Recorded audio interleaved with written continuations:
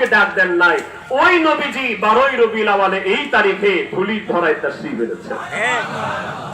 অন্যান্য নবীরা চেয়েছেন আয় আল্লাহ আল্লাহ আমার সরহে সুদূর করে দাও, আর আমার আল্লাহ পাক তার হাবিবকে বলেছেন আলাম নাশরাহ লাকা সাদরাক।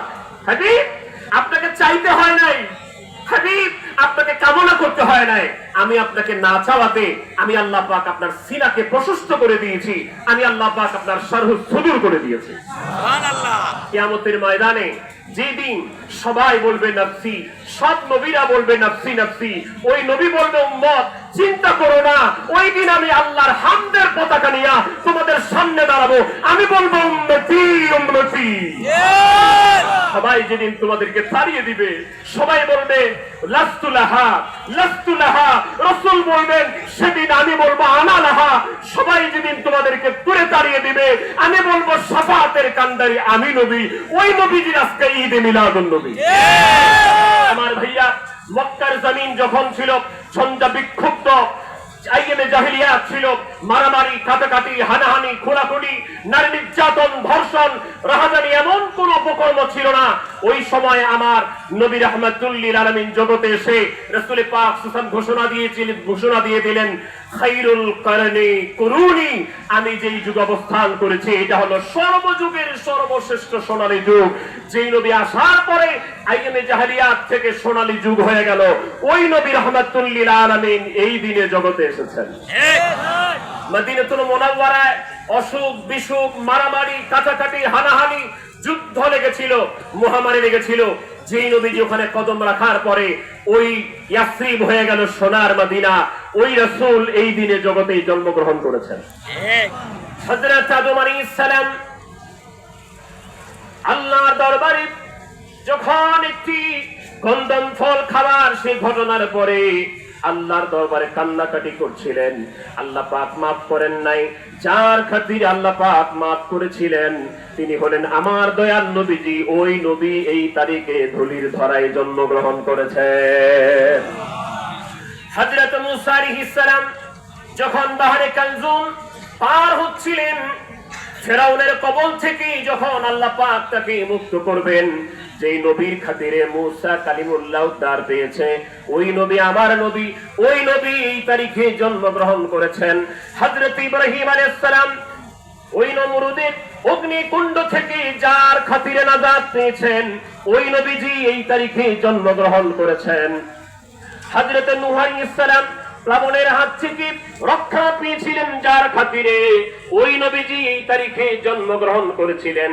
আমাদের মাযহাবের ইমাম ইমামে আযম আবু হানিফা রাহমাতুল্লাহ আলাইহি কাসিদে নোমানের মধ্যে স্পষ্ট করে ঘোষণা দিচ্ছেন, হাবিব আপনি এমন একজন নবী, আপনার উসিলা করে বাবা আদম ক্ষমা পায়।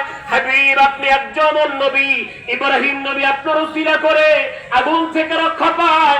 হাবিব আপনি একজন এমন নবী যার উসিলা করে মূসা কালিমুল্লাহ বাহরে কালজুম থেকে উদ্ধার পায়। আপনি এমন একজন নবী যার উসিলা করে হযরত ইউনূস আলাইহিস সালাম মাছের পেট থেকে উদ্ধার পায়। সেই নবীজির চরিত্র আমাদের জীবনে বাস্তবায়ন করার দরকার আছে না নাই? আজকে ঈদে মিলাদুন নবীর শিক্ষা সম্পর্কে খাজা বাবা ফরিদপুরি তিনি তিনার নসিহত শরীফের 15তম খণ্ডে বলেছেন, ঈদে মিলাদুন নবীর আসল শিক্ষা হলো রাসূল করিম সাল্লাল্লাহু আলাইহি ওয়াসাল্লাম যে সুন্নাত আমাদের জন্য এনেছেন, যে শরীয়ত আমাদের জন্য এনেছেন, ওই শরীয়তের বিধান পালন করা, দয়াল নবীর সুন্নাত পালন করা, দয়াল নবীর আদর্শ পালন করা। যদি এটা করতে পারেন, আমার আল্লাহ পাক ঘোষণা দিচ্ছেন, قل إن كنتم تحبون الله فاتبعوني يحببكم الله ويغفر لكم ذنوبكم والله غفور رحيم। আল্লাহ বলেন, হাবিব আমি আল্লাহকে যারা ভালোবাসতে চায়, ভালোবাসার দাবি করে তাদেরকে বলে দেন, যারা আমি আল্লাহকে ভালোবাসতে চায় তারা যেন আপনি নবীর অনুসরণ করে, আপনি নবীকে মেনে নেয়। আপনি নবীর যারা অনুকরণ করবে তাদেরকে আর বলতে হবে না আল্লাহ তোমাকে ভালোবাসি। আমার আল্লাহ পাক বলেন আমি নিজে আল্লাহ তাদেরকে ভালোবাসবো।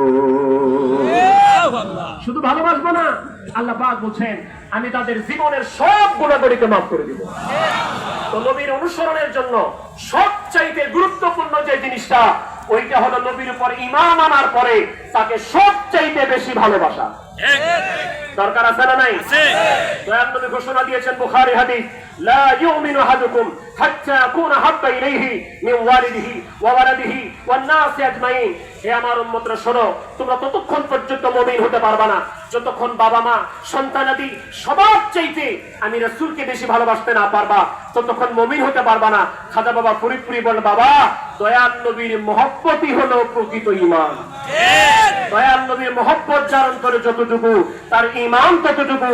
অতএব দয়াল নবীর মহব্বত যার অন্তরে নাই, তার ঈমান বলতে কোনো সম্পদ। তো দয়াল নবীর মহব্বত বাড়ে কেমনে?